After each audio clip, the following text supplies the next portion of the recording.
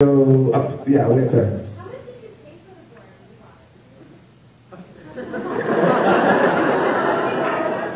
Not as much as you'd think. I mean, I thought, and I was willing, I told them, I didn't even ask how much it cost, to be honest.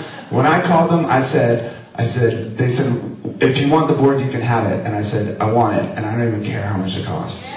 So that was, and it wasn't, it was a little painful, but, you know, it's priceless, right? Yeah, there you go. Yes, in the brown clothes. I have a question about the reunification of Nirvana with Paul McCartney. Yeah? You were talking about that you felt like this was a singular thing, that you ended this beautiful film with Paul McCartney, who was your inspiration, and right. Nirvana, which was your first band.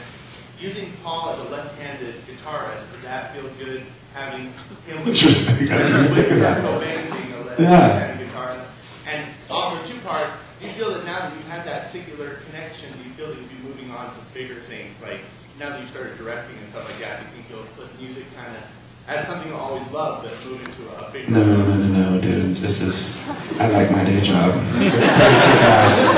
I can't, you know... One of the great things about being in the Foo Fighters is that we're like a family. We've been together for almost 20 years. So when we get together to make records, it's kind of not really so that we can just go out on the road and sell another t-shirt. It's like... It's what we do. It's like, you know, you'd go on that shitty family trip once a year. That's the Foo Fighters. That's how we do it. But as far as Paul goes, I mean, the funniest thing about having Paul McCartney come in was that when he came in with the bass. Like, the one, dude. I made sure that we got that shot in there. Like, that's the Hofner, man, that's the bass. So, the bass, and then his left-handed, like, 59 Les Paul, there's only 4 of them in the world. And he walks in with these iconic to a dork like me. It's like, oh my God, that's the bass. And then but then he plays this cigar box guitar. And I mean, to be honest, it's one of the great things about the guys from that generation of music is that they're way more radical than like Marilyn Manson. You know what I mean? Those guys they're willing to get weird. And they don't, because they like the feeling of like getting into a room and creating, and it's okay. There's no rules or restriction.